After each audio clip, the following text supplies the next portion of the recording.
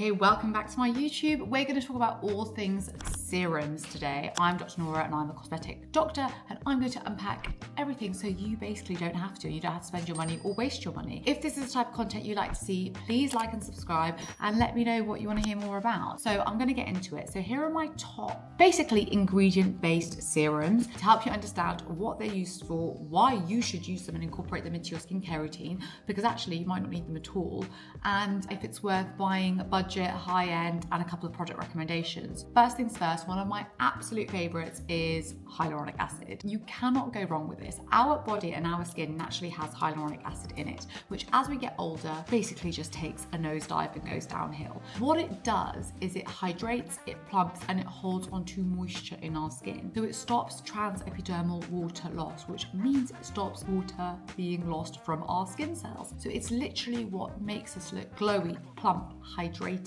on a daily basis. It doesn't treat anything. It's not going to reverse anything. It's not going to anti-age you. But what it will do is make you look better on a day-to-day basis, which, you know, what do we all not love by that? Because it's super effective, it also really suitable for all skin types and all ages. So even someone who's really young, who's looking to initially incorporate skincare for the first time post teenage years, I will say there's nothing wrong with hyaluronic acid. Even for someone that's really mature age and you want to just add something to make you feel a bit nicer, hyaluronic acid is an easy one to introduce where it's not going to trigger any irritation or breakouts. If you have oily acne-prone skin, you can also use hyaluronic acid. Usually this I actually like because people who have oily acne-prone skin, I mean, I'm usually going to prescribe them stuff with salicylic acid, benzoyl peroxide, and retinoids, all things that dry out your skin underneath, because we're going to unclog your pores and dry you out. So therefore, once that's done, you're going to want something to hydrate you and lock in moisture on top, which is the exact way to get the balance right. And I think people with oily and acne-prone skin struggle to get that balance, where they go, well, I want hydration, but the products I use is going to make me break out, and then my skin just looks greasy and oily, and I don't want to put anything on it. So that's a lovely ingredient to introduce if you're one of those people. Few product recommendations for that.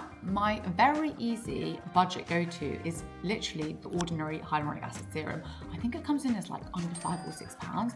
And what I always tell my patients is hyaluronic acid is hyaluronic acid. Whether it's £100 or £3, pretty much getting something similar. The more higher end ones probably will be formulated with a few other ingredients, but if you just want pure hydration, just get hyaluronic acid on your skin. Another really nice one that I really like because it feels amazing on your skin is the La Roche-Posay Hyalu B5 serum. This one, Hyalu B5 from La Roche-Posay, lovely product. I've been using this probably for about 10 years. It was one of the first ever serums I bought. I use so many now, and this is still one of my go-tos that I hate running out of.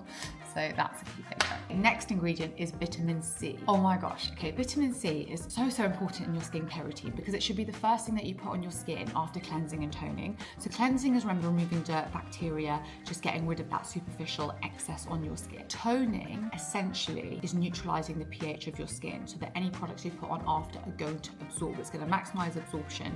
And if you go for an acid-based toner, then you're decongesting as well and also giving yourself that extra level of exfoliation. The first thing that then goes on your skin, once your skin is super clean, super dry, exfoliated, is vitamin C, because you want that to have maximum absorption and you want it to be the first thing that goes on your skin.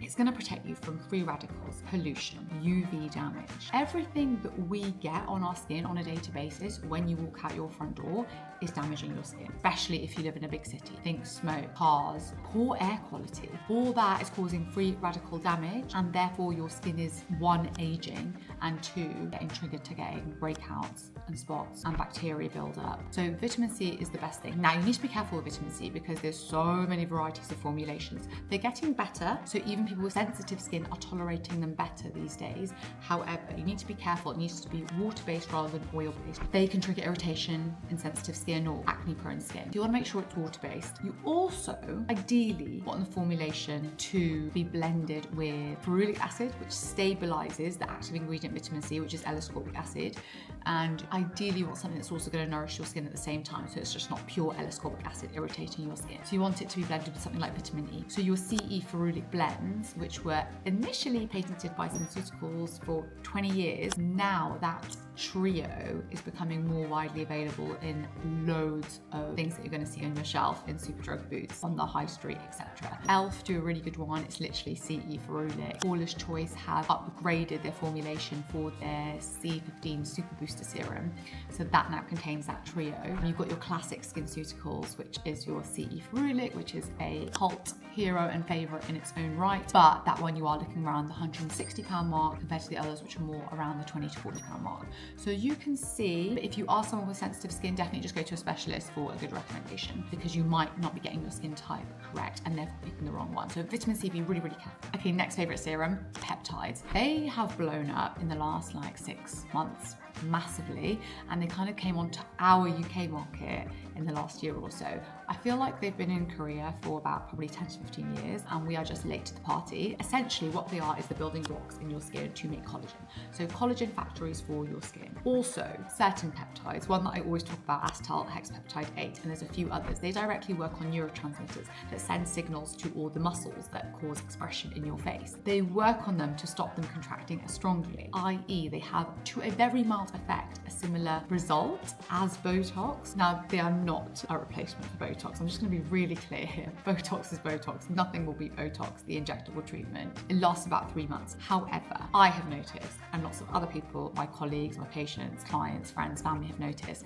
that when they've started using peptides in their skincare routine, their Botox seems to last longer. So benefit all round. But yeah, that's why it works so well. It also just creates a lovely hydrating, plumping barrier in your skin. So usually if I use peptides, I don't feel like I need to grab a hyaluronic acid, kind of usually one or the other. Peptides are like the big sister to just hyaluronic acid, which just hydrates. If you're using one, let me know what your favorites are. There's so many now. There's loads in K-beauty products. So Anua is a really good brand which has loads of peptide serums, and Superdrug has its own Optimum peptide range, which I love. It's like a £16 serum, works amazingly, love how it feels on the skin. And you've also got your Skinceuticals Peptides, which is so good. Glass skin in a bottle. Every time I run out of it, I try a different peptide serum and I always just end up going back to it. So yes, it's expensive. It's about £130, but it really, really works. And then the other one I love is your Allies of Skin Peptides and Growth Factor Serum. And this is lovely because it's also combined with growth factors.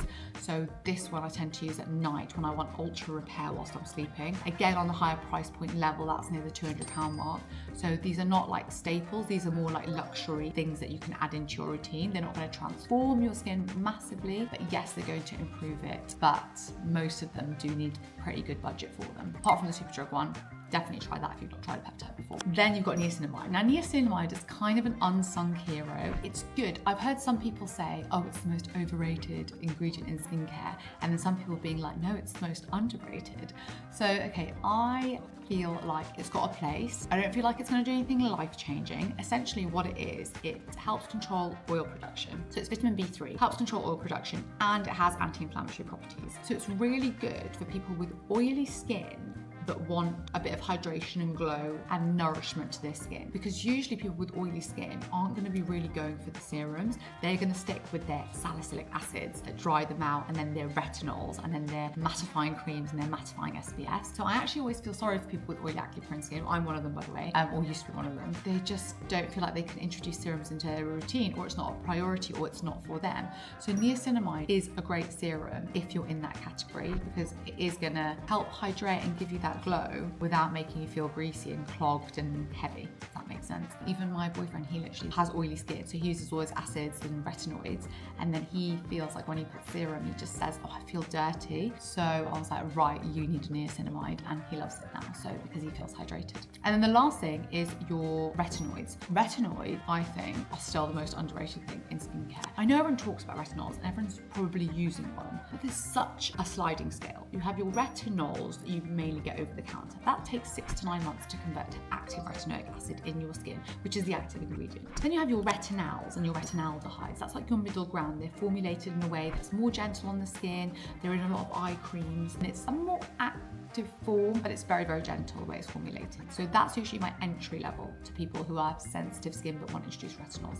And then you have your actual retinoic acid. That's your tretinoin, which in the UK is prescription only. I think in most countries it's actually prescription only, but that is your actual tretinoin. That is your cream version of Roaccutane. So you definitely can't have that if you're breastfeeding or pregnant. You can't have any retinol if you're breastfeeding or pregnant because it increases the risk of birth defects and goes the deepest in your dermal skin layers. So there's always more risk with that. But they're the best for triggering collagen production, stopping collagen breakdown. They increase cell turnover, so they get rid of all the dead skin and bring out all the fresh skin. So even my patients who have never had Botox or don't want Botox, if they're on a really good retinoid, honestly, you just don't need it because you're doing all the work in your skincare. So there are ways to save money and not feel like you have to break the bank, but that's why you just need to go to someone who's going to tell you exactly what you need for your skin. The only thing with retinols and retinoids is you're going to have to build up. So you're going to have to go through that initial 6 weeks of retinization where your skin is inflamed and a bit red and a bit angry and a bit dry and a bit flaky. You might even get worse before it gets better. But if you can get through that first 6 weeks, you will have the best skin of your life if you can persist through. So that's what I say when it comes to retinoids. So in conclusion, those are my core ingredients when it comes to serums, and retinoids you can actually get them in creams as well. Same with retinoids. Niacinamide recommendations, I'm going to put them up. Find any. But those are my core ingredients. A little bit of a breakdown, a little bit of information. Hopefully that helps, just a bit of insight if you're kind of early in your skin journey and you want to know how to navigate the skincare aisles. I do loads more short form videos on specific product recommendations. I've included some of my videos there. But yeah, whether you're looking for hydration, anti-aging, brightening, these ingredients have got you covered. So let me know, any comments below, and we'll make some more videos. But yeah, if you do like this content, please like and subscribe and let me know what you want to see more of.